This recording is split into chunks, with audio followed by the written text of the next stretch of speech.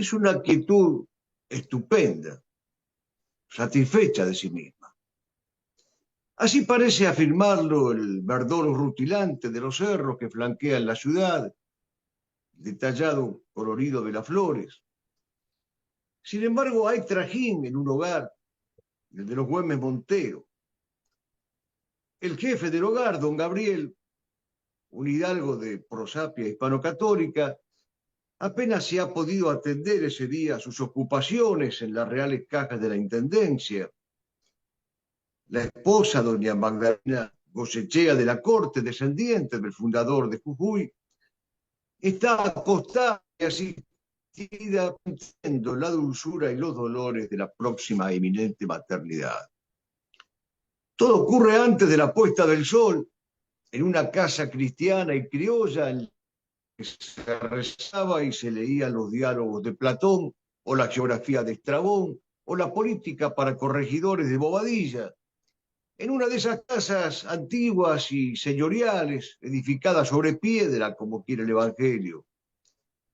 Lo que ocurre ese día es la llegada al mundo de Martín Miguel Juan de Mata, bautizado en la iglesia matriz de la ciudad.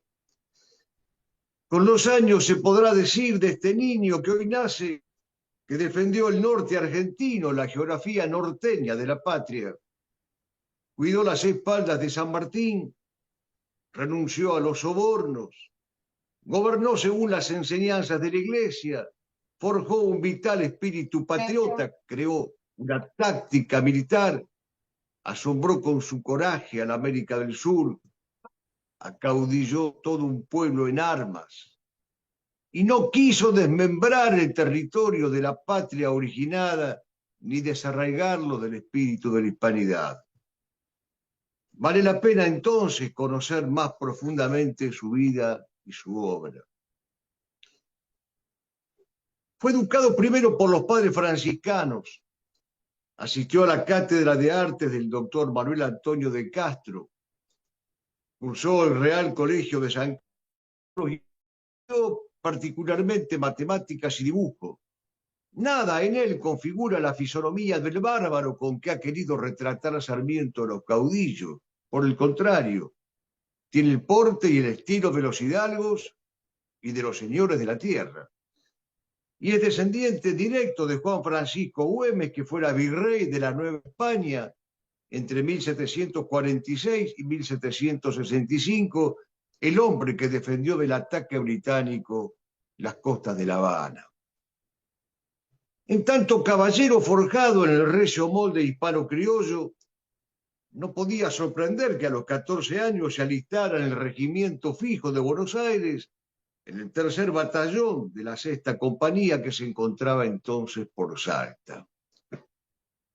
Esta incorporación fue providencial, pues le permitió realizar su primera hazaña, rendir un buque inglés en el puerto de Buenos Aires.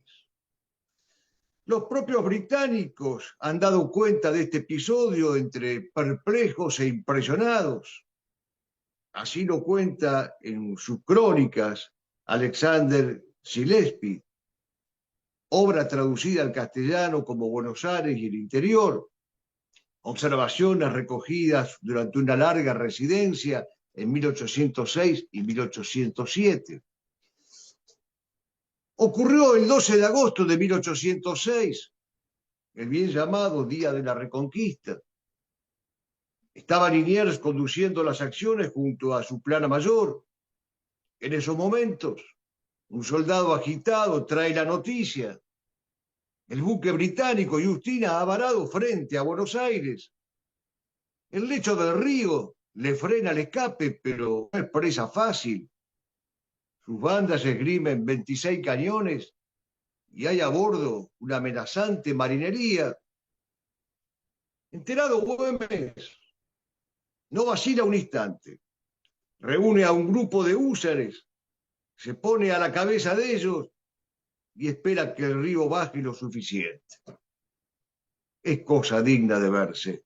De pronto, el alazán de Güemes pica al frente y su espada en un giro señala a Justina. Atrás de él, sables y tercerolas en ristre, Una centena de jinetes mete sus pingos en el agua y carga con una decisión incontenible. Extraño abordaje. Bandera blanca inglesa, gritos de alto el fuego por parte del inglés. Martín Miguel de Güemes se ha lucido. Liniers lo ascendió a alférez y después a teniente de villas de granaderos. El nombre de la patria tomó esa tarde el nombre de los nombres de pila que llevaban dos hombres. Esa tarde la patria se llamaba Santiago y Martín se llamaba para cada soldado. Un jardín de banderas tomar invasor. A los pies de la Virgen por la patria quedó, y en el mundo se supo que atropellar la patria no era cosa de hacerse y sacarla barata. Que conste entonces que Martín Miguel de Güemes, con 21 años, defendió a España y a la bandera española cuando España no supo defenderse a sí misma, supo defendernos a nosotros, que éramos parte de su imperio. Estallada la Revolución de Mayo, con las luces y las sombras que hemos analizado largamente en distintas oportunidades, acá mismo en el EVA, Güemes formó bajo su mando una partida de 60 jinetes de caballería y la puso a disposición de otro grande de la patria, don Cornelio de Saavedra. Lo destinaron a Humahuaca y desde allí, comandando la partida de observaciones, empezó a aprender el duro oficio de custodiar las fronteras de la patria originada y combatiente. Esa partida, reforzada con nuevos elementos, se convirtió en el escuadrón de salteños, que se incorporó como vanguardia del Ejército del Norte. Estuvo en la ocupación militar de Tupiza, se llegó hasta Tarija y luego se trasladó a Calchaquí para organizar las llamadas milicias del Valle. Obsérvese el despliegue táctico militar y la capacidad de maniobra de este hombre, con las milicias del Valle, con el escuadrón de salteños, con la división tarigenia. Marchó siempre épicamente a la vanguardia del Ejército del Norte hasta que llegó a participar del combate de Cotagaita y decidir la victoria de las huestes patriotas en Suipacha. Vale la pena volver a detenerse en la huella para contemplarlo. Ahora es el 7 de noviembre de 1810. Aún no hace media docena de meses que la junta que encabeza Saavedra rige los destinos del otrora virreinato del Río de la Plata. Pero ya se ha peleado como también se va a seguir peleando ese día. Las armas criollas se van abriendo paso y llegan a Suipacha, cantón del Potosí. Terreno difícil, quebrado, duro. De este lado, las fuerzas criollas que comanda Balcarce. Del otro, tropas que responden a Virrey del Perú. Es una dolorosa guerra fratricida, ya lo hemos explicado. Una dolorosa pero necesaria guerra para nosotros. Guerra justa pero fratricida, dolorosísima. La veteranía realista se va imponiendo, obligando a retroceder a los nuestros. La derrota parece cuestión de minutos. Entonces sucede lo imprevisto. Un puñado de hombres, refugidos de furor y de velocidad, irrumpen el descampado. Son los hombres del caudillo salteño, en el sitio bravo y en el momento necesario, diestros para moverse. Parecen una unánime lanza que abre brechas, un coro de alaridos que edifica, cincela y canta la victoria. Pelean durante más de 4 horas. Por último, los tambores y los trompas invitan a la retirada del ejército realista. El batuque ha terminado. Otra vez, Martín Miguel de Güemes se ha lucido. Lo dirá en el parte de batalla. El americano no ha nacido para vegetar y vivir en la oscuridad. Su táctica no es la fuga manchando la memoria de nuestros abuelos. Con todo, recién empezaban sus batallas. Recorrió los caminos desolados del Alto Perú adquiriendo un conocimiento del terreno que aplicaría después en la famosa Guerra Gaucha. Pelea bajo las órdenes de Pueyrredón y de Díaz Vélez y decide la suerte de los ejércitos patriotas en el combate conocido como el de la Quebrada de Nazareno. Pero algo importante empieza a suceder en este hombre de acción. Se da cuenta, en buena hora, del peligro ideológico de ciertos protagonistas de la revolución. Ve la impiedad de Castelli, la profanación de Monteagudo, el desprecio por los gauchos y por las provincias por parte de los agentes morenistas, iluministas, jacobinos, la falta de decisión y de coraje de algunos jefes castrenses. Ve todo esto.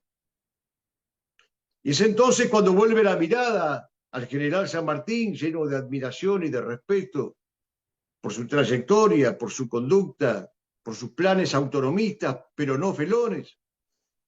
Pero sobre todo, Güemes vuelve la mirada a San Martín porque advierte en aquel hombre singular que de él se podía decir con toda confianza, su voz vibraba en los clarines y sostenía las banderas en el aire. Hasta en los últimos tambores lo que sonaba era su pulso formidable.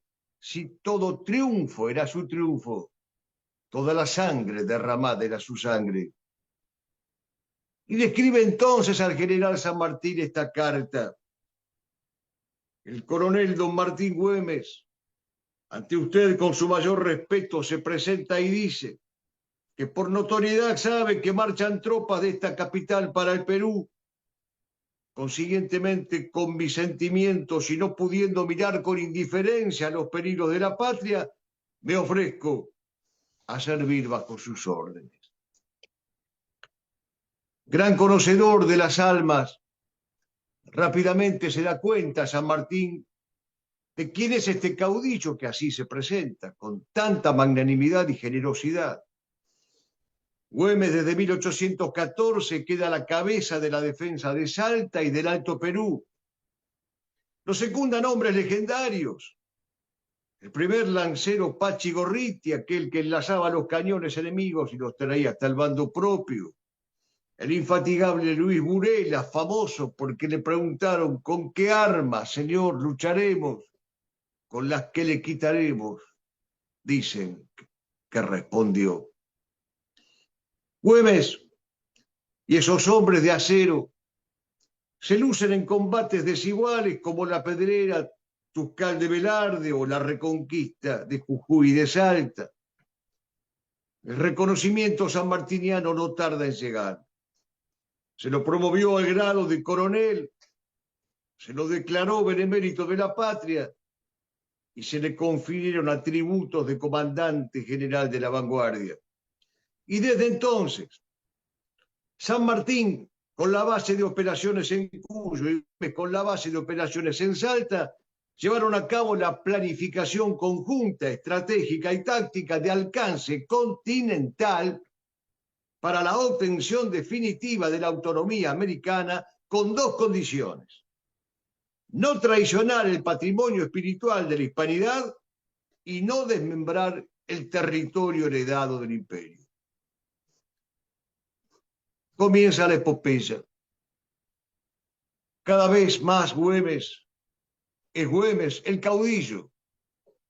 Y el caudillo, bien explica Losier Almazán, es un recurso supletorio de la monarquía.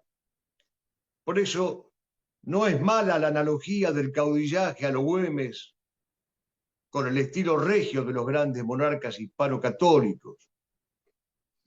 El Valle del Lerma, colosal, majestuoso, interminable, pleno de secretos, queda mudo ante tanto derroche de valor. 6 invasiones frena Güemes. Una y otra vez los adversarios insisten. Una y otra vez los criollos resisten, atacan, aguantan, soportan. La guerra gaucha, aquella que dio pie para la égloga o la copla, la imagen o la música, la guerra gaucha está en pleno desenlace. El general español García Cambá, en sus memorias para la historia de las armas españolas en el Perú, reconoce con admirable honestidad que los soldados realistas, veteranos todos ellos de tantísimos combates, estaban impresionados por la vaquía y por el arrojo de las huestes güemesianas. Pero Güemes, como ha dicho Luis Oscar Colmenares, fue un genuino hispanoamericano, no un desheredado o un desarraigado, no un resentido, no un rebelde clasista. ¿Cuál era el espíritu que animaba a aquella epopeya güemesiana? ¿Cuál era la ley de aquellos gauchos? Este es el país de Martín Güemes, repetían. La tierra heroica, altiva de la espera, la dura estirpe hispanoamericana, la guerrera que amanece atalayando el suelo. Andan los godos, andan juntos y cerca, acechando, acechando, al caudillo quebracho de los montes, al horno de los ranchos, al tronco del Sevilla, al cedro colla. Pero esta ley de gauchos ha de salirles a la cortada. Y si vienen, que vengan. Fierro y cuero esperamos a lanzas y a bolazos, a lonja de rebenque y caronero simbrando el yarabí de los degüellos. Le saldremos al cruce para dejar a punta de facón el nombre de la patria galopando. Sí, paisanos, con don Martín de Güemes, si habremos de morir, será peleando. Es entonces, bajo este espíritu, bajo este estilo y este talante, de esos que la memoria obliga a retener, que tiene lugar un episodio singular que quisiéramos que los jóvenes principalmente lo aprendieran. 3 oficiales realistas galopan rumbo a Horcones. Allí está don Martín, le han dicho. Una docena de veces le han frenado los criollos por el camino. Alto, ¿quién vive? Le han preguntado. El rey, responden los oficiales realistas. Llevamos un mensaje para Martín Güemes, es un salvoconducto. 2 semanas de marchas le lleva a encontrar al jefe gaucho. Este los recibe por fin. Vosotros diréis, señores. Portamos un mensaje del virrey de la Serna para usted, señor. Tenemos orden de esperar por su respuesta. Güemes desgarra el lacre del pliego, invita a los oficiales a sentarse y él mismo se repatinga para leer. Una vez acabada la lectura, exclama: estiman en tan poco su honor los veteranos españoles que se encargan de misiones como esta. El coronel que presidía la comitiva es un honrado español. Se para con violencia, yergue, ofendido, su mentón y responde: señor, no sé de qué me habla usted. Ignoro y lo juro por mi vida el contenido del pliego que el virrey ha confiado a mi lealtad. Güemes le lee la misiva. La Serna le propone a Güemes que abandone la lucha. En tal caso están a su disposición 1.000.000 de pesos fuertes y los títulos de marqués y grande de España. Y bien, señores, dice Güemes, ¿no creéis que es ultrajar a un soldado enviarle ver a otro soldado con semejante proposición? Y agrega estas palabras memorables: decida vuestro virrey, señores, que Martín Güemes, rico y noble por su nacimiento, ha sacrificado su fortuna entera en el servicio de la patria y que para él no hay títulos más honrosos que el amor de sus gauchos y la satisfacción de sus conciudadanos. Fue entonces que parecieron escritas para Güemes esas estrofas de Leopoldo Marechal: sentado con honor en la balanza de la justicia, centro de un mundo firme, su vertical de hombre. Así lo veo y crece su figura en la mañana de oros y de platas, abriendo y cerrando el día con la señal de la cruz. Así lo miro y su estatura crece. El sol está en su barba, que no ha mesado nadie, sino el viento.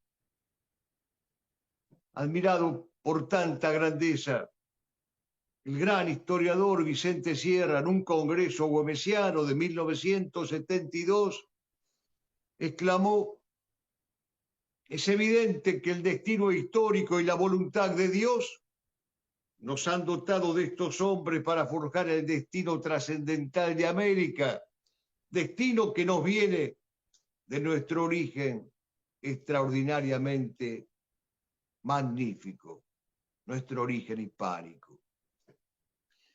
Aclaremos entonces algunos conceptos que no siempre han quedado en claro. Güemes no fue un gaucho incivil que improvisó una guerra sobre la base de los impulsos o los arrebatos espontáneos de la plebe. La aristocracia era su rasgo definitorio, esto es, la excelencia, la virtud política, la preocupación por el bien común y por el honor nacional. Militarmente hablando, fue un oficial superior de las armas de la patria que conoció la disciplina cuartelera, los riesgos de la formación castrense, la instrucción jerárquica proporcionada por grandes jefes.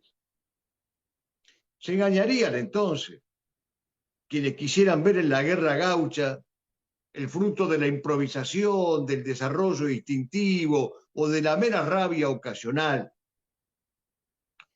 Sin negar estos factores, porque son factores humanos, así como sin negar tampoco una sorprendente intuición y sentido de la oportunidad, lo cierto es que todo el accionar militar del caudillo fue el resultado de una paciente y delicada organización, de una pensada estrategia que se fue perfeccionando con los años y sin la cual no se explicarían las sucesivas derrotas y desmantelamientos de las poderosas huestes españolas. Dos personajes insospechados han dejado testimonio de lo que decimos. Insospechados digo porque son dos ideólogos del liberalismo.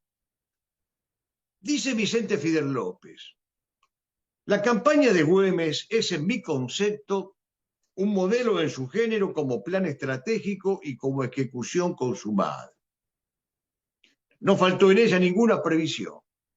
No hubo que lamentar un solo descuido. Y todos aquellos que fueron movidos y electrizados por el jefe de la provincia invadida obedecieron directamente a su sola voz, con la regularidad del ejército veterano más prolijamente preparado. Esta guerra, continúa diciendo Vicente Fidel López, se realizó no como creen y dicen algunos, con correrías de grupos independientes y francos a la manera de las bandas bárbaras. No, sino con milicias arregladas y oficiales cultos a la cabeza de cuerpos sometidos a una voluntad superior y bajo un plan estratégico en todas sus formas. Llegado el momento, termina Vicente Fidel López, Güemes dio los grandes combates en campo abierto que pueden considerarse verdaderas batallas campales. En ellas mostró que su pericia y sus soldados no eran inferiores a los guerreros tan justamente preciados contra los cuales combatía. El mismo Vicente Fidel López tiene que reconocer. Y en el mismo sentido, hasta don Bartolomé Mitre ha tenido que reconocer a su pesar, y leo entrecomilladamente, que lo que distingue principalmente a la guerra de Güemes de las otras es la de ser un movimiento sistematizado en medio de su aparente desorden, que se desenvuelve táctica y estratégicamente en una vasta extensión de territorio según un plan que está en la cabeza de todos. La organización de la disposición militar de Güemes, en una palabra, fue reconocida aún por sus adversarios políticos. Pero pongamos atención. Si hemos reivindicado sus actitudes técnicas y sus dotes organizativas, no fue para circunscribirlo a la condición de un militar victorioso. Mucho más significó Güemes. Güemes fue el jefe y el sostén de una provincia alzada en pro de la nación. Fue el patriarca y el comandante de todo un pueblo en armas al servicio de una causa continental. Porque la guerra gaucha no fue una resistencia localista ni un episodio aislado, como no fue su conductor una pieza accesoria del plan sanmartiniano. Era aquella una contienda de proyección hispanoamericana, en tanto ponía en juego nuestra existencia autónoma. Dios eligió a Salta como escenario y eligió a Güemes no para secundar o complementar un plan, sino para protagonizarlo, para ser artífice en la fundación de nuestro destino. Salta fue el gran bastión de la patria, como dice Guillermo Solá, y sus paisajes son testimonios incorruptibles de la intrepidez de Güemes. Fueron 6 años largos e intensos de enfrentamiento con el poder del adversario, tanto el que amenazaba desde afuera como el más peligroso, el que amenazaba desde adentro. 6 años durísimos en los cuales el sacrificio, como decía Allenta, debía ser el real fundamento de la soberanía.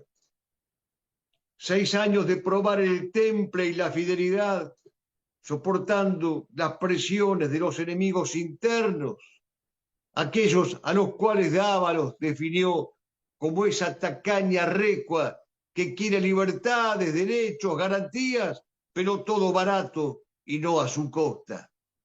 ¿Qué vigencia tienen estas palabras? 6 años soportando la pobreza y la estrechez extrema de recursos materiales, pero dando irrebatible prueba de que no son los intereses económicos los que constituyen el motor de la historia, ni los que movilizan a los hombres a vivir y a morir. A los pueblos, decía José Antonio Primo de Rivera, no los han movido nunca, nada más que los poetas. En el año 1880, en Rosario de la Frontera, de forma absolutamente casual, unos nietos del general Güemes se toparon con un mendigo, literalmente muerto de hambre. Se conserva un daguerrotipo de él, en el que aparece con ojotas gastadas, bastón, poncho viejo, barba tupida, sentado humildemente. Se acercaron a socorrerlo y hablando con él supieron que era el sargento primero José Manuel Mamanes. Tenía 101 años y había sido soldado de Güemes. Con orgullo y con altivez llevaba su modesta condición de mendigo y de pordiosero. Comparad, diría Allenta, la riqueza de aquella Argentina pobre con la pobreza de esta Argentina rica. Qué ejemplo para tanto uniformado sin honor. Qué ejemplo el testimonio de este sargento gloriosamente mendigo de lo absoluto, como diría León Blois. 6 años duró la guerra gaucha. 6 años de lucha, decíamos, en los cuales, al conjuro de la voz de mando de Güemes, la tierra respondía armándose toda entera, como lo ha dicho en conocida metáfora Jaime Dávalos. Y cuanto más dueños de la tierra se crean los intrusos, más brotarán reacciones en zarzas y breñales, en páramos y montes, en nieves y torrentes, en lluvias y en sequías, montes, llanos, hombres, bestias, toda la tierra en armas. Esto fue Güemes. Se dirá que es leyenda. Juan Manuel de los Ríos, en su obra Güemes, Leyenda y Realidad, se plantea esta pregunta. Se contesta bien. ¿Qué importancia tiene, dice, que todo esto fuera leyenda. Al contrario, la poesía es más verdadera que la historia. Enseñanza que hemos recibido de Aristóteles. En tiempos prosaicos, sin épica ni espíritu de resistencia patriótico, qué paradigmática esta respuesta del caudillo al general Olanieta el 22 de septiembre de 1816. Dice Güemes: no quiero favores en perjuicio de mi país. Este ha de ser libre a pesar del mundo entero. Yo no tengo más que gauchos honrados y valientes. Con estos gauchos los espero, a usted, a su ejército y a cuantos quieran venir. Güemes fue probablemente el menos localista de los gobernantes de su tiempo y uno de los hombres que mejor vieron la necesidad de superar los criterios estrechos. Existía ciertamente entre él y Salta un vínculo raigal, indisoluble, una juntura invisible como la de las almas y los cuerpos, un intercambio de bienes supremos, como lo ha escrito Bernardo Frías. Salta era, por cierto, el oeste en diagonal, la puna, el viento, el suelo helado, seco, polvoriento, una queja de Erquencho entre las toras, el nogal o el sevil, la tiparrosa, el surco abierto, la vendimia pronta y el hombre construyendo su destino. Pero Salta era con orgullo, como él la proclamaba, el antemural infranqueable de la patria entera. Sus habitantes se batían por la nacionalidad toda. Defender a Salta era defender la inviolabilidad de los fueros heredados, era impedir la disgregación territorial. Y sabida es la cuestión de que el gran objetivo de Güemes consistía en llegar hasta el Perú, encontrándose en un abrazo sin tiempo con la fuerza del general San Martín. Y que las acciones continentales de ambos jefes estaban inteligentemente coordinadas. Atilio Cornejo, en su Historia de Güemes, dice que los planes de aquellos hombres no eran regionales, sino continentales. Como gobernador de Salta era intransigente, pero su corazón y su entusiasmo estaban por entero allí donde estaba el general José de San Martín. Esta dimensión continental de la lucha güemesiana hay que resaltarla.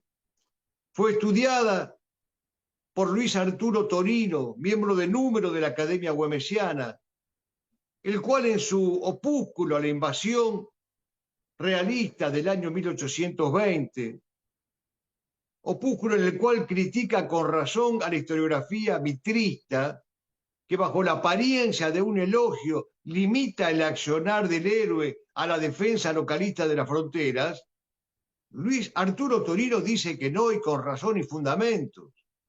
Se trata de no querer ver la dimensión continental que tuvo la obra de Güemes. Esto explica el enorme dolor que le causaban las luchas fratricidas con Castelli, con Rondó, con las autoridades de Buenos Aires, con la oligarquía nativa de su provincia que finalmente terminó derrocándolo. El hombre de la guerra gaucha, dijo Lugones, su numen simbólico es Güemes, pero él fue realmente el salvador de la independencia nacional desde el norte, y la originalidad de su táctica no puede impedir que se lo considere como uno de los más grandes guerreros que tuvo el país. Hasta aquí, queridos amigos, en imperfectos trazos, la semblanza personal y militar y heroica de don Martín Miguel de Güemes. Pero abordemos ahora una segunda cuestión. ¿Cómo fue su gobierno? ¿Cómo fue Güemes como gobernador de la provincia de Salta? El 6 de mayo de 1814, el Cabildo de Salta lo nombró gobernador y capitán general de la provincia. Desde entonces, y salvo interregnos a los que lo obligaba la guerra gaucha, ejerció el gobierno hasta el día de su muerte sin titubeos. Es cierto que de inmediato y prioritariamente, desde ese cargo de gobernador, se dedicó a las tareas propias de un gobernante en tiempos de conflicto armado. Es cierto que la tarea ofensiva y defensiva la encaró y ejecutó personalmente sin delegar jamás en nadie ningún puesto, sobre todo el puesto que conllevase el mayor peligro. Jamás delegó en nadie un puesto peligroso. Sobre todo desde que San Martín lo nombrara general en jefe del ejército de observaciones. Pero así todo, gobernó con aplicación y justicia. Y muy pronto, y adviertas este detalle, el movimiento político de Güemes gobernador empezó a ser reconocido con el nombre de la patria vieja, la patria gaucha heredada, la patria hidalga señorial, la patria originada de la patria originante. Opuesto este movimiento güemesiano a la llamada patria nueva, formada por ideólogos liberales, descastados, desarraigados, jacobinos, económicamente oligarcas, revolucionarios en el sentido moderno de la expresión. Como gobernador de su provincia, el desempeño de Güemes ha sido objeto de algunas discusiones históricas, sobre todo en el ámbito social y económico. No vamos a entrar aquí en detalles. Pero medidas como la exhibición de impuestos a los gauchos o la exacción de préstamos a los pudientes han dado lugar a opiniones historiográficas encontradas. Mientras unos lo acusaron de demagogo, otros creyeron ver en él a un reformador social que se adelantó a su época, a un precursor de medidas socialistas y populistas. Ambas posiciones son incorrectas, veamos por qué. La guerra había empobrecido terriblemente a Salta. Solo unas pocas familias y unos pocos comerciantes conservaban cierta holgura. Pero salvando excepciones que las hubo, su disposición de ánimo no era la del desprendimiento, la generosidad que medía el patriotismo, según palabras de San Martín. Ni las inclinaciones de estos hombres eran favorables a los criollos. La situación pedía actitudes de emergencia, opciones duras, decisiones contundentes. Güemes las tomó con responsabilidad y conciencia. Nunca se le escapó que aquellas medidas eran dictatoriales.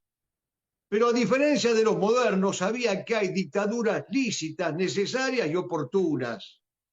Y como se lo dijo a Belgrano, al Cabildo, en su oficio de 1820, no podía ser, dice Güemes, que en semejante emergencia los gauchos estuviesen dispuestos a brindarse enteros y el resto de la sociedad cuidara de sus intereses mercantilistas. Haciendo el elogio de este sentido del bien común integral que tenía el caudillo, Martín Figueroa, en su obra La gloria de Güemes, ha dicho: Güemes pasó por encima de todo.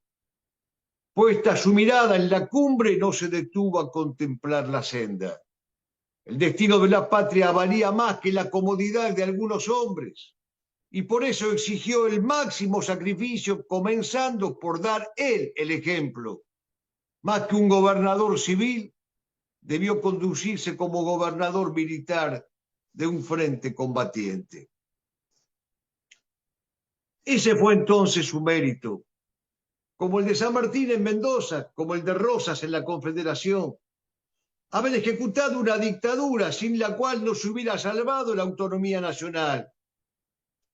Ese precisamente fue su mérito, insistimos, el que no saben entender hoy los políticos.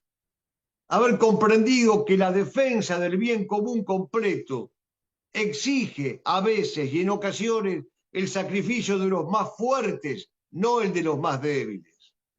Haber entendido que la seguridad de la nación está por encima del desarrollo mercantil, financiero y crematístico. Porque una tierra soberana, si no se tiene, no se es dueño de nada. Porque sin una tierra soberana no se es dueño de nada. Ni tiene sentido prosperar materialmente sin el señorío, porque sin el señorío cualquier patrimonio personal es estéril y esquivo. Ante la imperiosa necesidad de recursos para costear la campaña libertadora, Güemes comprende algo que es fundamental para un estadista, para un timón de tormentas. Comprende la prioridad de la soberanía política por encima del bienestar y del confort. Lo primero era sacarse al invasor de encima, costear los ejércitos de la patria vieja, aliviar las cargas de los gauchos sobre cuyos hombres llagados calaban las mayores responsabilidades y heridas. Después vendría el crecimiento económico de los particulares o no, pero la espada, como dice Peguí, es la que mide con sangre el espacio de tierra sobre la cual el arado abrirá el surco. Pero entender y admitir esto exige una grandeza de espíritu que no han tenido todos, ni los historiadores, ni los historiógrafos, ni sus contemporáneos, ni la posteridad. Eso el mismo Vicente Fidel López, al que citábamos antes, acusó a sus detractores de menguados espíritus y miopes. La acusación de demagogo que se ha lanzado contra Güemes de parte de cierta historiografía liberal es absolutamente inadmisible. Ningún demagogo se impone e impone austeridad, disciplina y orden.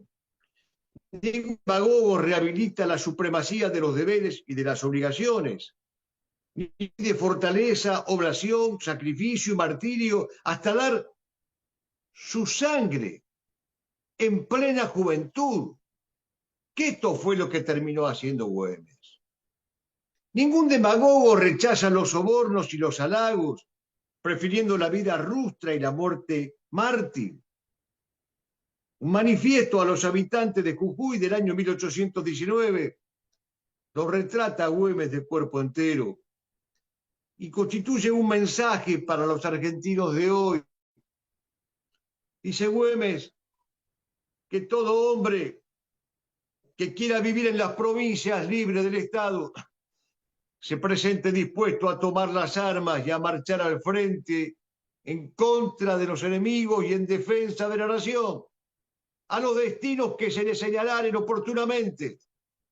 Venid, por último, todos, que yo, en la escuela de los trabajos, donde aprendieron mis bravas legiones el arte de pelear, os enseñaré la senda del honor y de la gloria. Pero así como es un error grave acusarlo de demagogo, también lo es querer presentarlo como un líder socialista del proletariado. En la sensibilidad social de Güemes para con sus paisanos, para con los pobres, para con los gauchos, no hay cuestión ideológica, sino teológica, la virtud de la caridad. Aquellas medidas de gobierno tomadas a favor de los gauchos eran hijas del sentido común, la consecuencia natural del don del mando.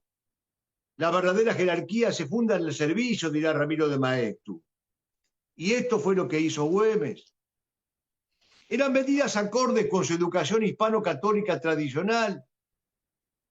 Por eso no fue precursor de socialismo alguno, que jamás ha hecho, dicho sea entre paréntesis, nada real por los necesitados. Fue un ejecutor, eso sí, Güemes, de los preceptos ético-políticos de la tradición católica.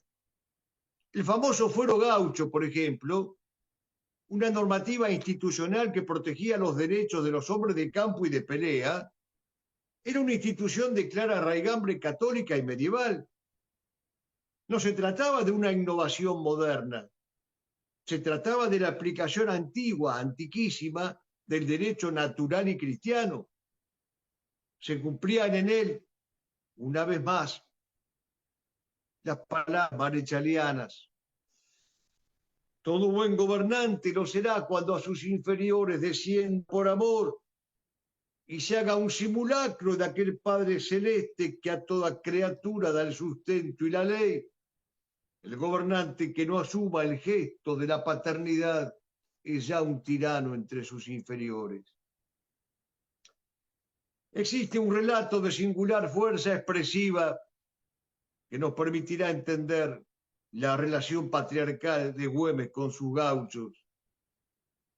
Es el que nos trae Juana Manuela Gorriti, sobrina del famoso padre Juan Ignacio Gorriti, en su libro sobre Carmencita Puch, la esposa de Güemes.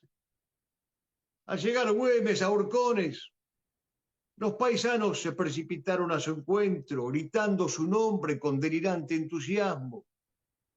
Lo rodeaban, unos se arrodillaban, otros besaban sus manos, el puño de su espada y hasta sus espuelas. Él les salía al encuentro, conocía a cada uno por su nombre, afable y sencillo en su grandeza, tendiéndole los brazos, llamándolos por sus verdaderos y reales nombres, con esa prodigiosa memoria del corazón que solo poseen los grandes capitales de la historia. Rodearon los centenares de hombres que habían abandonado el arado y ciñendo el pintoresco Chiripay, armado de puñales y de lanzas tacuaras, le pedían un sitio en sus invencibles huestes. Dice Lugones admirado, todos espejábanse en él, cada cual representando una parte, todos, viejo, niño, mujer, indio, y de él emanaban en forma de jinetes para todos los rumbos sus ideas, hasta encararse con la muerte, y hechizados por la muerte, despeñarse hasta las más supremas acometidas. En su obra Las milicias de Güemes, don Miguel Solá recuerda el caso de la sublevación de Pozo Verde del año 1821. El caudillo se hace presente frente a los amotinados. Está solo, arroja su espada al suelo y atraviesa desarmado las filas de los sediciosos. Los arengó, los hizo recapacitar, depusieron inmediatamente su actitud y vitorearon 3 veces su nombre. Qué ejemplo para aquellos que quieren imponer su autoridad, amenazando a los subordinados, rodeándose de adulones, castigando a los que no lo elogian, premiando a los serviles y adulones. Son muchos los testimonios de la formación y de la conducta católica de Güemes. Apenas iniciada su gestión como gobernador, demostró públicamente su respeto, su afecto y su acatamiento a 2 dignatarios prominentes de la jerarquía eclesiástica en América, a pesar de que ambos eclesiásticos se habían mostrado recelosos de la causa criolla. Se trataba del obispo Nicolás Videla del Pino y del arzobispo Benito de Monzoy de Francolí. Güemes hace las distinciones del caso. Como bautizado fiel, se alegra de la acción sacramental que estos pastores despliegan y pueden realizarla con absoluta libertad. Como caudillo de la causa hispanoamericana, no está dispuesto a permitir que existan comunicaciones políticas secretas entre los prelados y los jefes realistas. Pero fue tan esmerada su delicadeza para con los discutidos pastores que la misma le ocasionó problemas con Álvarez Thomas y con Rondó, quienes le reprocharon el trato demasiado digno, según ellos, y filial que les prodigaba Güemes. Y sí, efectivamente, Güemes, como bautizado fiel, les prodigaba a sus pastores un trato digno, fiel y obediente. Lo que le están reprochando en el fondo es haber sido católico, apostólico y romano, y que no se hubiese sumado a las manifestaciones impías de un Castello o de un Monteagudo. Hay muchos ejemplos que prueban la catolicidad de Güemes. En el Chamical, que es una zona rural, situada aproximadamente a 30 kilómetros de la ciudad de Salta, hacia el sudeste. Hay allí una capilla considerada monumento histórico nacional, pues vio, fue mandada a construir por Güemes en el año 1818. Y en la nota que el caudillo remitió al provisor del obispado, José Gabriel de Figueroa, se pone de manifiesto las cualidades católicas del caudillo, porque Güemes fundamenta sacramental y litúrgicamente, hoy diríamos pastoralmente, por qué tienen que fundarse capillas en aquellos lugares en donde la población más las necesita y sobre todo las poblaciones gauchas. Comentando a Atilio Cornejo estas conductas piadosas de Güemes, dice: qué alma generosa y cristiana, cómo perdonaba a sus enemigos, qué temple en la adversidad, cómo afrontaba la tempestad. Todavía hoy, en la Catedral de Salta, en el Panteón de las Glorias del Norte, se conserva el escapulario con la figura de Cristo, justo juez, que acompañó al caudillo en todas sus batallas. Y Ana María Galiliano, en su obra Los próceres argentinos y su devoción a la Virgen Santísima, sostiene que Güemes colocaba sobre el pecho de sus gauchos el santo escapulario de María Santísima. Llegamos al final. Ya habíamos dicho que los enemigos de Güemes eran internos y externos. Estos últimos obviamente lo componían los llamados ejércitos realistas, que en última instancia eran napoleónicos, no hispánicos. Pero los primeros, los enemigos internos, eran aún peores, porque no combatían al caudillo en batallas campales frontalmente, cara a cara. Se aliaban y se aliaban traicioneramente con los invasores. No lo combatían por razones de alta política, sino por oportunismo y por conveniencia temporal crematística. Eran, en sentido estricto aristotélico de la palabra, una oligarquía nativa, una facción que privilegiaba la riqueza por encima de todo y cuya ideología distintiva era el liberalismo, el modernismo cultural y espiritual. Esto es el desarraigo hispano-católico. Por eso se llamaron a sí mismos la patria nueva, ya lo hemos dicho, por desdén a la patria antigua, originada, originante, eterna, la de la cruz y el sable, la del poncho al viento.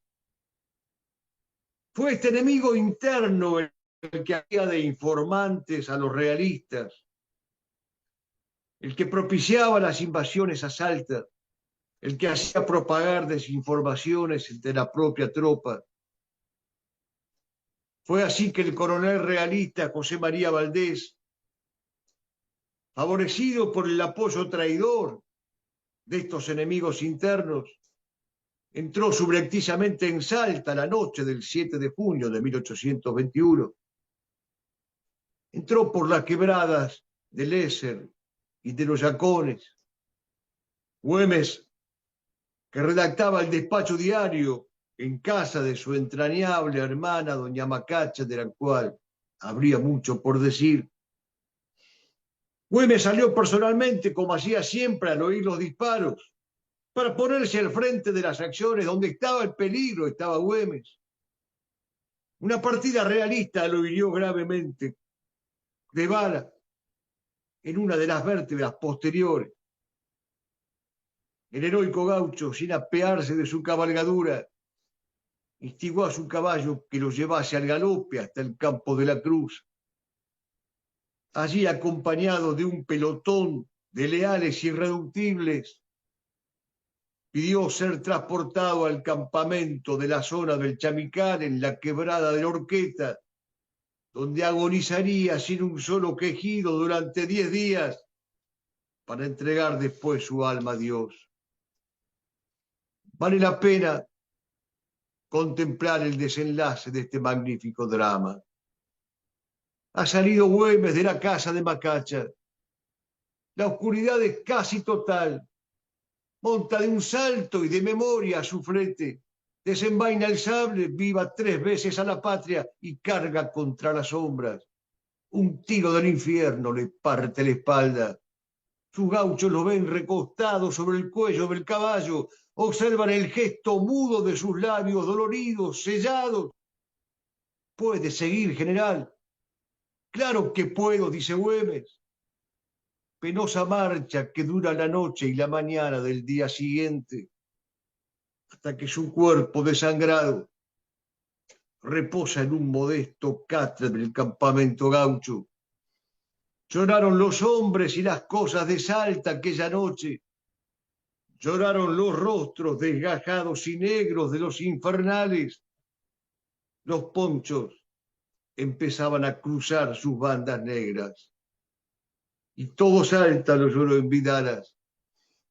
Y entró al marco triunfal de la leyenda, y entre el sollozo de su gente Salta lo devolvió a la tierra.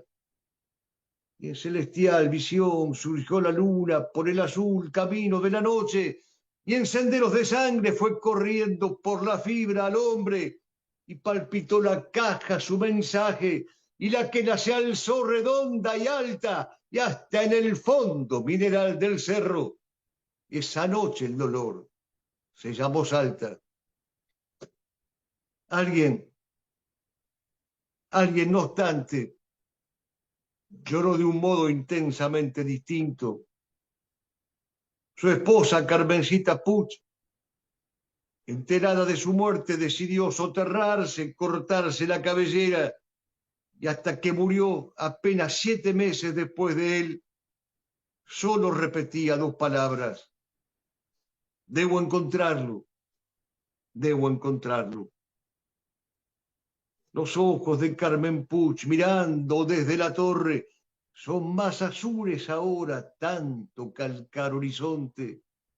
Si le pregunta la senda no le responde. Tampoco le dicen nada las aves que lo conocen. ¿Dónde andará ese guerrero? ¿En qué afares y rigores? A veces oye el regreso ronco de su guardamonte, y es ahí el viento que juega con su ilusión en el bosque. Si él ya no puede volver, ella irá donde él se esconde. Igual que la luz al cirio deja que el amor la agote, siendo una flor vivió más de lo que viven las flores. Ya le cierran las pupilas, ya la bajan de la torre, va al encuentro del amado, y solo ella sabe dónde. Ser fuerte, dice Santo Tomás, es en el fondo estar dispuesto a caer, si por caer entendemos morir en el combate. Por el bien se expone el fuerte al peligro de morir.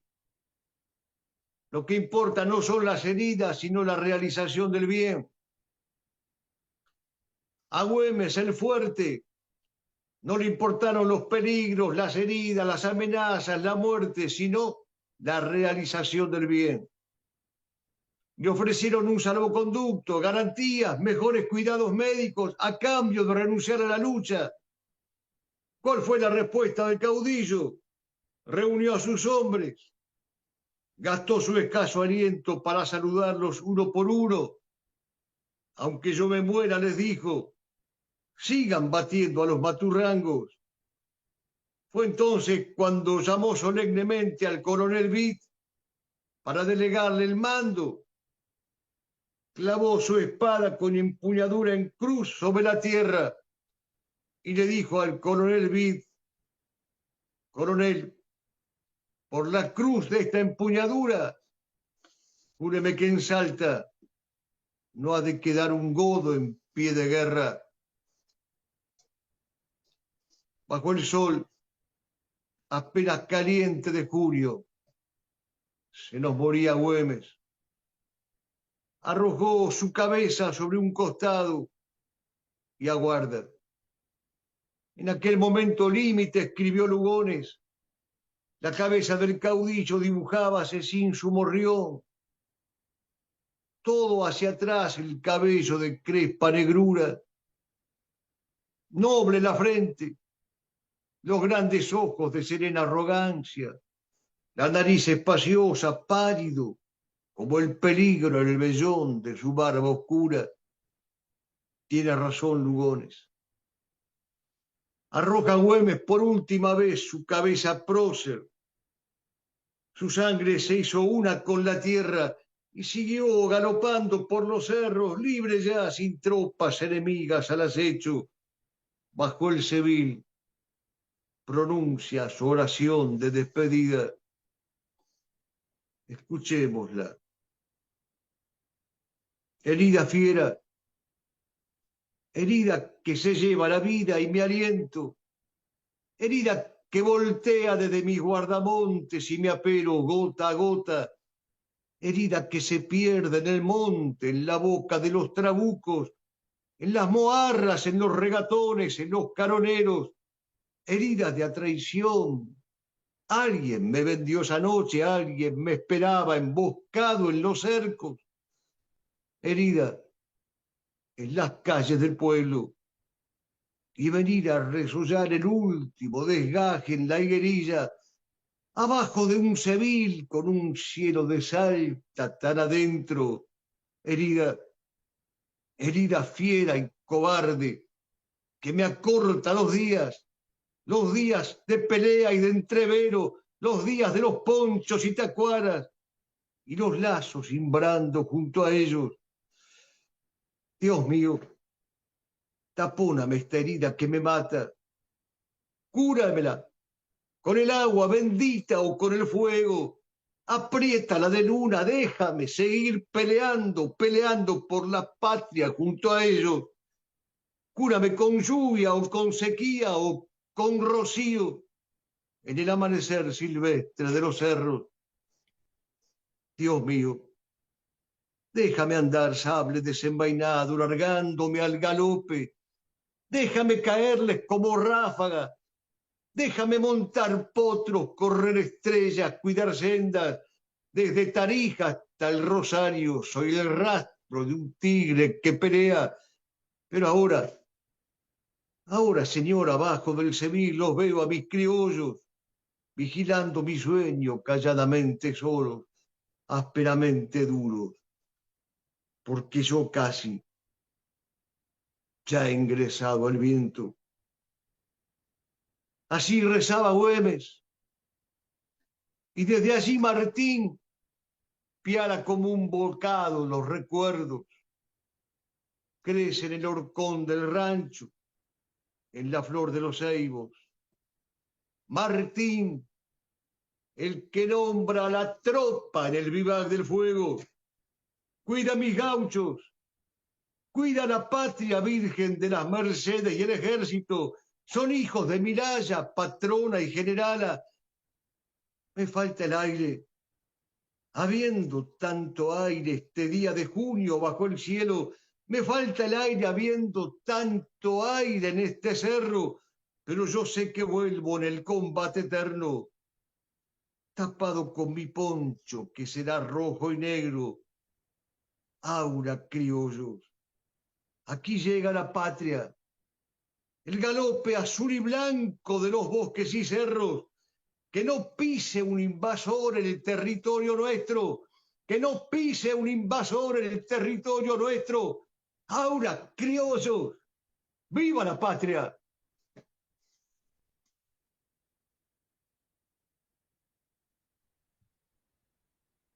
Bueno, Antonio, muchas gracias.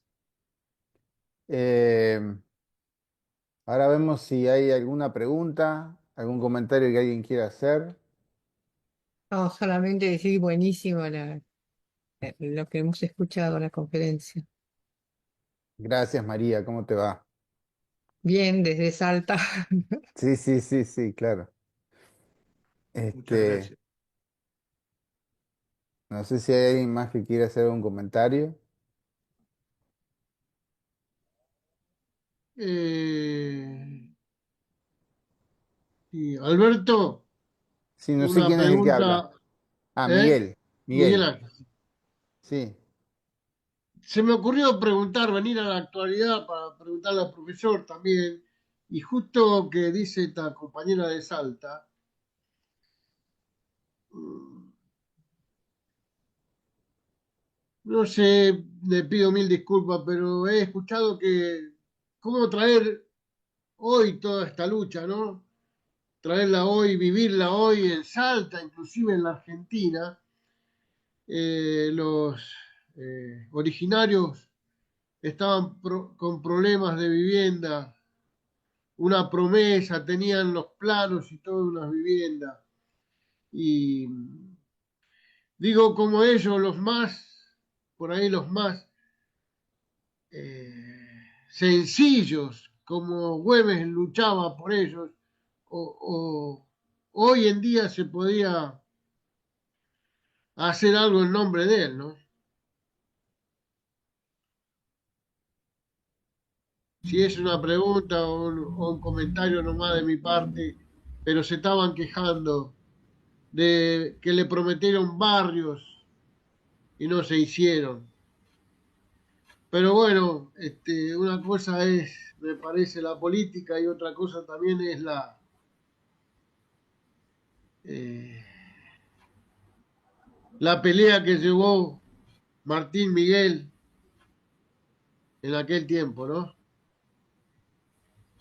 Que los grandes arquetipos de la historia tienen un magisterio que es vigente y perpetuo. Y por lo tanto nosotros cuando exponemos el magisterio de los arquetipos lo exponemos con un criterio de contemporaneidad. Queremos que ellos desde el pasado nos iluminen el presente. Lo que intentamos hacer es reivindicar y rehabilitar la memoria de estos grandes hombres, es emularlos, es imitarlos. Un pueblo debe espejarse en sus grandes hombres ejemplares. Si hace lo contrario, es un pueblo pigmeo, caído y decaído, decadente.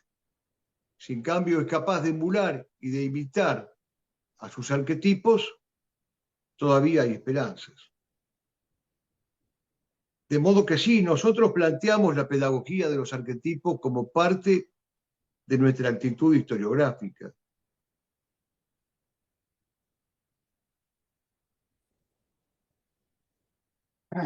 Bueno, no sé si hay alguna otra pregunta.